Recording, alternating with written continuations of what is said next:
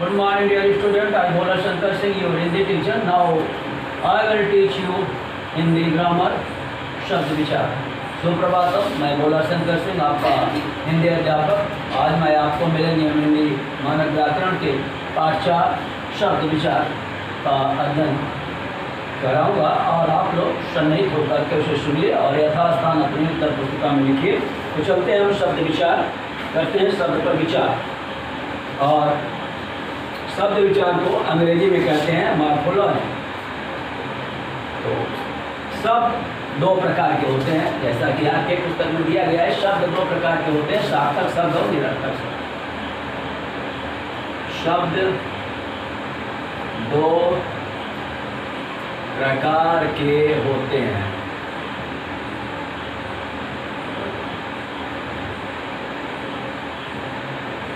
पहला सार्थक शब्द,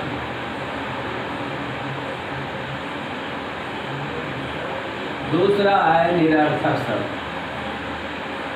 निरर्थक शब्द।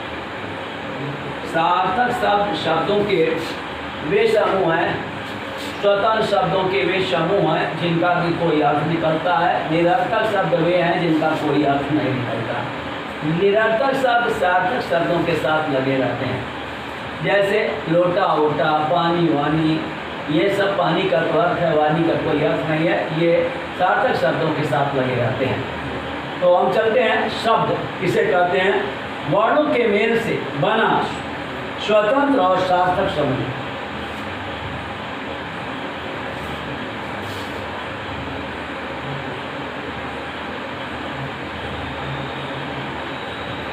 वर्णों के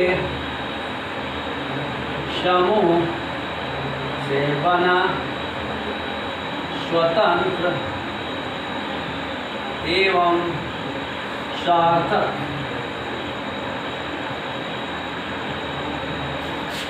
वर्णों के समूह से बना स्वतंत्र एवं सार्थक समूह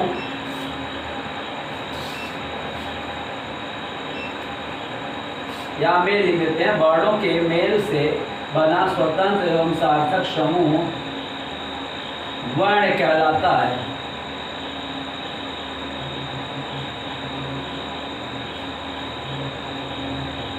वर्णों के मेल से बना स्वतंत्र एवं सार्थक समूह शब्द कहलाता है। तो वर्ण की क्या विशेषता है, शब्द की क्या विशेषता है? पहला, ये वर्णों के समूह होते हैं। पहला, ये वर्णों के समूह होते हैं। दूसरा, स्वतंत्र और सार्थक होते हैं, स्वतंत्र होते हैं। तीसरा, इनका कोई न कोई अर्थ होता है।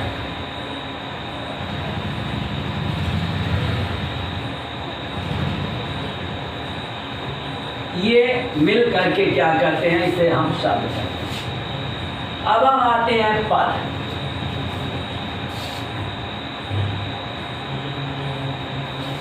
पद किसे कहते हैं?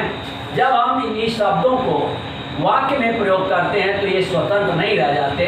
कारक आदि के चिन्हों के द्वारा, कारक आदि से ये अलग अर्थ बदल जाते हैं और अलग अर्थ प्रदर्शित करते हैं, इसलिए इन्हें पद कहते हैं।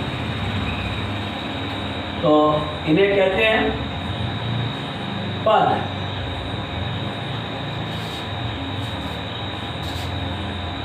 या उदाहरण ले लेते हैं, राम मोहन खाना रहना आदि। तो पद जब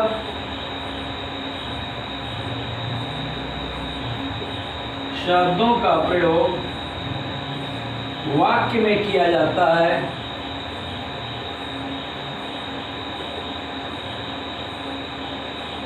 तो वे स्वतंत्र नहीं रह जाते। स्वतंत्र नहीं रह जाते, वे स्वतंत्र नहीं रह जाते। अतः कारक आदि के लिंग वचन कारक के कारण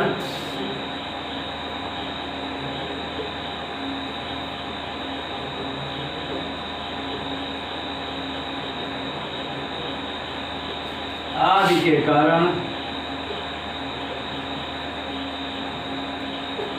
ये पद बन जाते हैं।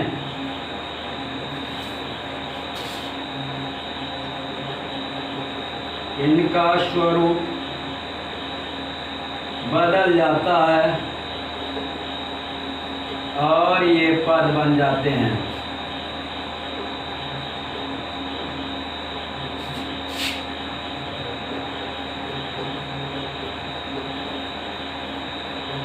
और ये पद बन जाते हैं, जैसे राम फल खाता है, तो राम यहाँ कर्ता कार्य के लिए प्रयुक्त है, तो राम ने हो गया। फल को क्या करता है? खाता है। तो ये सब चीजें हो गई और ये पद में परिवर्तित हो गए।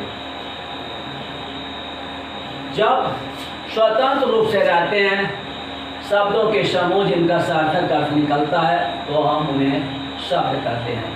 जब यही शब्द वाक्यों में प्रयुक्त होते हैं तो वे पद में परिवर्तित हो जाते हैं।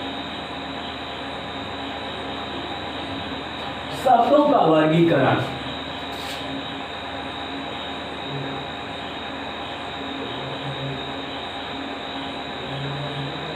Classification of words. शब्दों का वर्गीकरण। शब्दों के कई वर्ग हैं, इनका वर्गीकरण निम्न आधारों पर किया जा सकता है। तो वर्गीकरण के आधार, वर्गीकरण के आधार, पहला आधार है उत्पत्ति के आधार पर, स्रोत या उत्पत्ति के आधार पर। स्रोत या उत्पत्ति के आधार पर। दूसरा रचना या बनावट के आधार पर।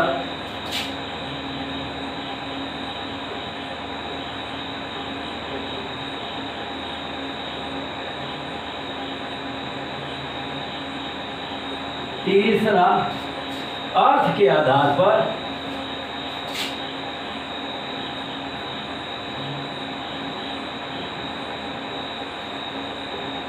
और चौथा प्रयोग के आधार पर।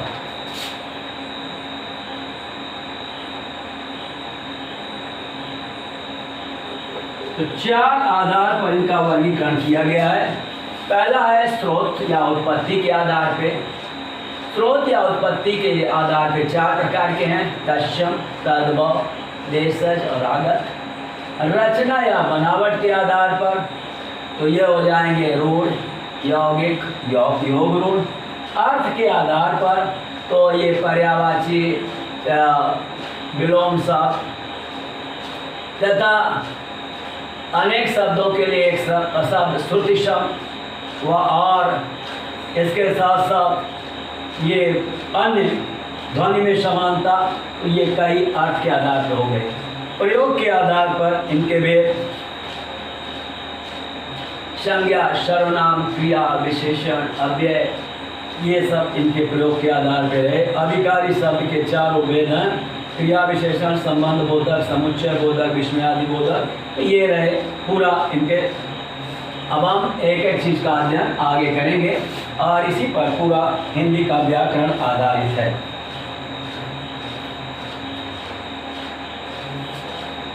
तो वर्गीकरण चार आधार पे है: स्रोत या उत्पत्ति के आधार पे, रचना या बनावट के आधार पर, अर्थ के आधार पर और प्रयोग के आधार पर। तो मैंने आपको इसका संक्षिप्त परिचय दे दिया। अब हम चलते हैं एक एक का अध्ययन करेंगे स्रोत के आधार पर। स्रोत के आधार पर शब्द चार प्रकार के होते हैं। पहला तत्सम, जो संस्कृत शब्द ज्यों के त्यों यदि लिख दिए जाते हैं हिंदी में तो उसे हम तत्सम शब्द कहते हैं। संस्कृत से आए हुए शब्द हैं, इन्हें तत्सम शब्द कहते हैं। अब मुख, नासिका, अमृत आदि सब वो तत्सम शब्द कहते हैं। तो स्रोत के आधार पर या उत्पत्ति के आधार पर शब्द के भेद। स्रोत या उत्पत्ति के आधार पर शब्द के 4 भेद हैं।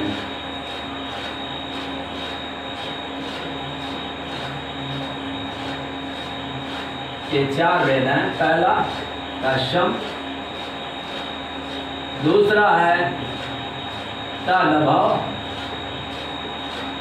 तीसरा है देशज और चौथा है आगत। आप तत्सम, तदभव, देशज और आगत। पहले हम चलते हैं तत्सम शब्दों पर।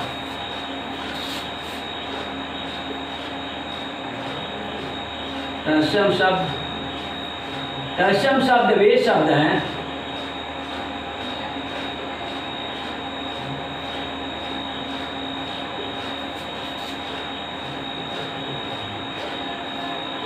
जो संस्कृत भाषा से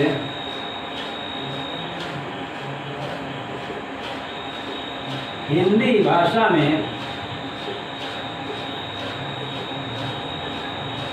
ज्यों के त्यों आ गए हैं। ज्यों के त्यों का मतलब बिना परिवर्तन के आ गए हैं।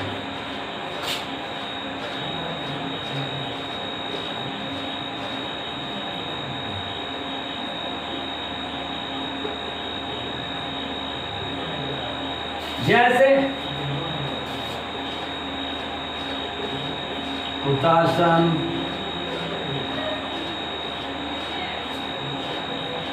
वाहिनी, गोटक, अजा,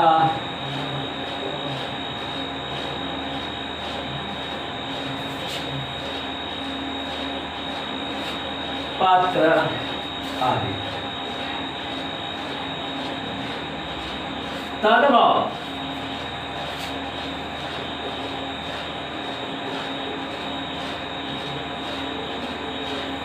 शब्द वे हैं जो संस्कृत भाषा में थोड़ा परिवर्तन करके हिंदी भाषा में आ गए हैं। उनके रूप में थोड़ा परिवर्तन हो गया है, उसे कहते हैं तदभव। तद माने उससे, भव माने उत्पन्न। ये संस्कृत शब्दों से उत्पन्न है, लेकिन इसमें थोड़ा परिवर्तन हो गया है, जिसके कारण इनके रूप में बदलाव आ गया है।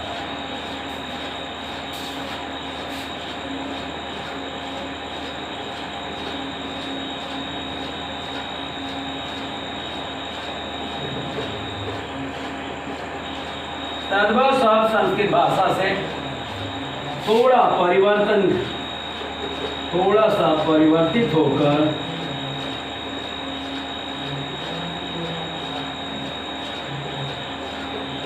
हिंदी भाषा में आ गए हैं।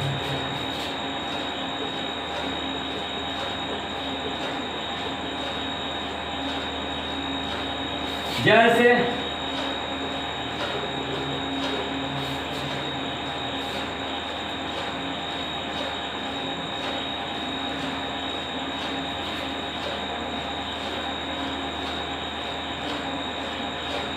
आग,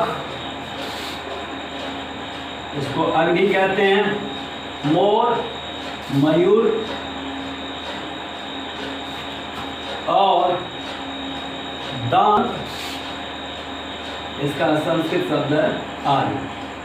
हम थोड़ा ही उदाहरण लेते हैं, इसके बाद आप पूरी तरह पुस्तक को पढ़ लेंगे तो आपको अनुभव हो जाएगा। इसके बाद है देशज शब्द।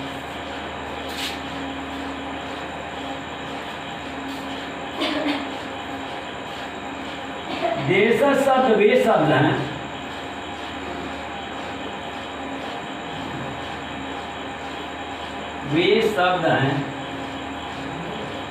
जो लोक भाषाओं से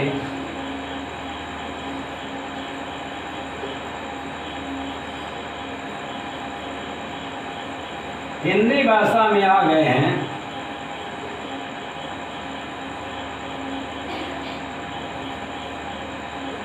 इनके स्रोत का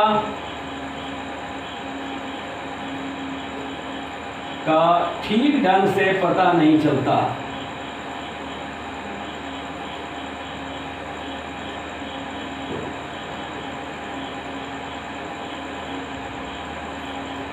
जैसे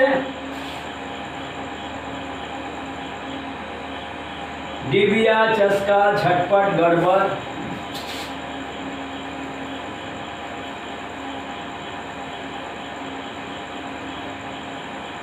चटपट, गड़बड़ आदि। इनके स्रोत का ठीक ढंग से पता नहीं चलता कि वास्तव में कहाँ से आए हैं। अब है देशज के बाद विदेशी या आगत शब्द।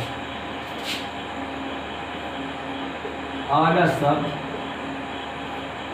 हमारे यहाँ अनेक विदेशी भारत में आए और भारत में काफ़ी दिन तक रहे। उन्होंने भारत पर शासन भी किया।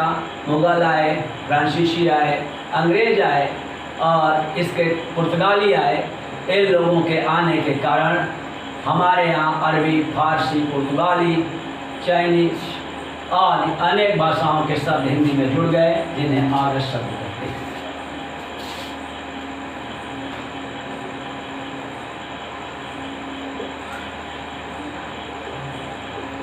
विदेशी भाषाओं से जो शब्द हिंदी भाषा में आ गए,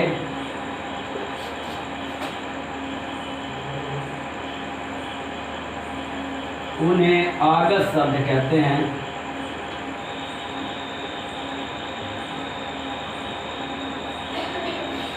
जैसे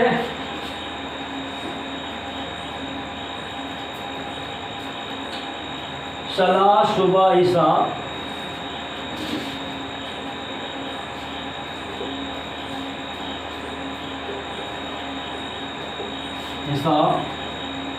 कमीशन, स्टेशन, टेलीफोन,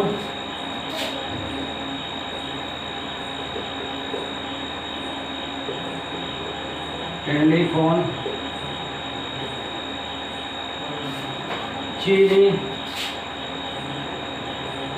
आदि। तो ये रहे स्रोत के आधार पर शब्दों का वर्गीकरण। तत्सम शब्द, तद्भव शब्द, देशज शब्द और आगत शब्द। तत्सम शब्द उसे कहते हैं जो ठीक तत्सम हिंदी भाषा से हूबहू संस्कृत भाषा से हिंदी भाषा में आ गए हैं बिना परिवर्तन के। जैसे उत्तासन, भैनी, ये कोटक, अश्व ये हैं। और तद्भव शब्द हैं वो संस्कृत से ही आए हैं, लेकिन थोड़ा परिवर्तित होकर के आए हैं, इसलिए से तद्भव कहते हैं। जैसे आग, अग्नि से, मयूर से मोर, दंत से दांत आदि। देशज शब्द ये लोग भाषाओं से आए हैं। इनके स्रोत का ठीक ढंग से पता नहीं चलता है और ये हिंदी में इनका प्रयोग होता है। डिबिया, चटक, चटपट, झटका, गड़बड़ आदि। आगे शब्द विदेशी भाषाओं से आए हैं, क्योंकि भारत में अनेक विदेशी आए, तुर्क आए, मुगल आए, अन्य सब कुषाण, पुर्तगाली, अंग्रेज, फ्रांसीसी आए और उसी के साथ उनके शब्द भी हिंदी भाषा में जुड़ गए और इन्हें हम आगत शब्द कहते हैं।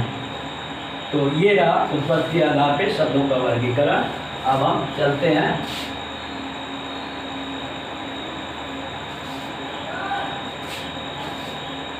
अन्य वर्गीकरण देखते हैं। तो हम रचना या बनावट के आधार पर देखते हैं शब्दों का वर्गीकरण।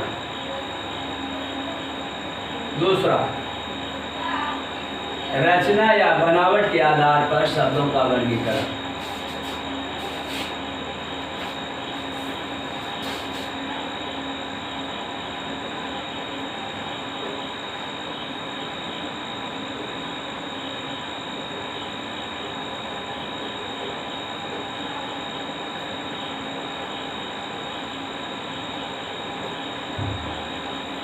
रचना या बनावट के आधार पर शब्दों का वर्गीकरण।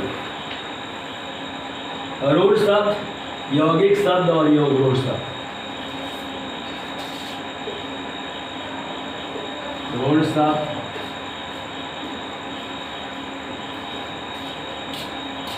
यौगिक शब्द, योग रूढ़ शब्द, ये तीन हो गए रचना या बनावट के आधार पर। तो सबसे पहले हम रूढ़ शब्द को लेते हैं। ये ऐसे शब्द हैं जिनका छोटा अन्य खंड नहीं किया सकता, उसका अर्थ नहीं निकलते हैं, इन्हें हम रूढ़ शब्द कहते हैं। जैसे लड़का, बेटा, पुष्प, गाड़ी, सोना आदि। यौगिक शब्द ये दो शब्दों के मेल से बने होते हैं, इसलिए इनको यौगिक शब्द कहते हैं। जैसे सुंदर, धनवान, सुंदरवन। सेना, धनपति, सेनापति। पुस्तक, धनालय, पुस्तकालय। राज, धनमहल, राजमहल। रसोई, धनघर, रसोईघर। योग रूढ़ शब्द ये यौगिक शब्द जरूर हैं, लेकिन ये किसी विशेष अर्थ में रूढ़ हो गए हैं, इसको योग रूढ़ शब्द कहते हैं। जैसे लंबोदर, पीताम्बर, जलद आदि।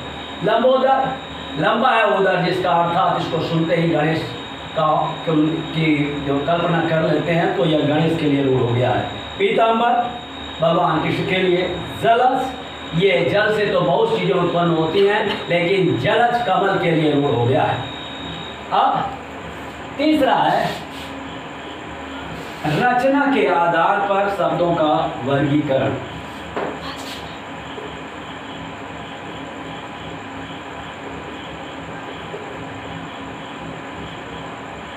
रचना अर्थ के आधार पर, अर्थ के आधार पर शब्दों का वर्गीकरण। या अर्थ के आधार पे शब्द के कई प्रकार हैं, जैसे पर्यायवाची, विलोम शब्द, श्रुति सम भिन्नार्थक, दीर्घ, युग्म, ध्वन्यात्मक, अनेकार्थी, वाक्यांश के लिए एक शब्द। ये 8 प्रकार के हैं लगभग, और इनकी चर्चा अलग अलग अध्यायों में की जाएगी। प्रयोग के आधार पर शब्दों का वर्गीकरण। चौथा,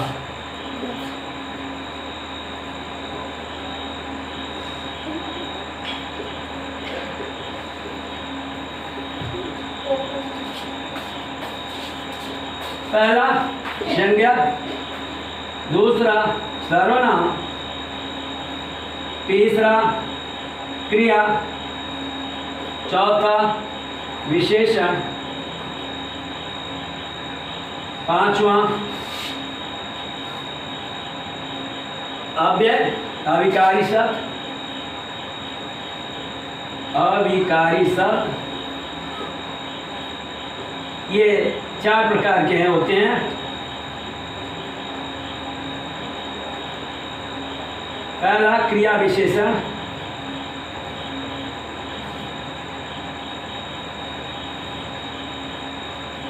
दूसरा संबंधवाचक, समुच्चयवाचक और विस्मयादिबोधक।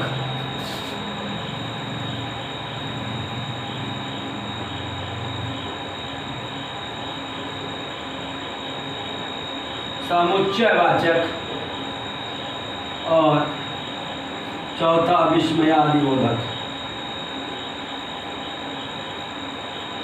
तो ये है शब्द का निर्वचन, शब्द का विवेचन।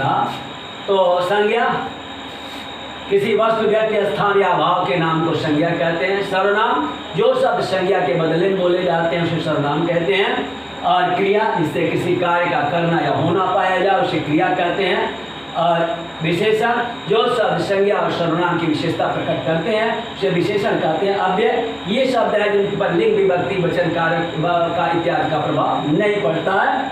और ये 4 प्रकार के होते हैं, क्रिया विशेषण, संबंधवाचक और समुच्चयवाचक, विस्मयादिवाचक। तो ये रहा आपका पूरा पाठ। इसमें थोड़ा सा आपको पढ़ लेना है तत्सम शब्द और तद्भव शब्द। जैसे मातृका माता, अंगुष्ठ का अंगूठा, आम का आम, उष्ट का ऊँट, कपाट का किवाड़, कर्ण का कान, काक का कौवा, कूप का कुआं, पितृ का पिता, ग्राम का गांव, घट का गड़ा, घिस का घी, जंगा का जान, दंड का डंडा, दस का दस, और बड़ा सा का छोटा सा हो जाएगा, दूध का दूध, धूम का धुआं, नाचिका का नाच, नृत्य का नाच, पक्षी का पंक्षी, और पुत्र का पूत, मयूर का मोर, और मित्र का मित्र, मृत्यु का मौत, योगी का जोगी, बधु का बहू, वानर का बंदर, सात का सात, श्वास का सांस और सप्त का सात। इस प्रकार अन्य शब्दों को भी आप पढ़ लेंगे और ये पाठ आपका समाप्त होता है। अगले दिन हम इसके प्रश्न अभ्यास की ओर चलेंगे।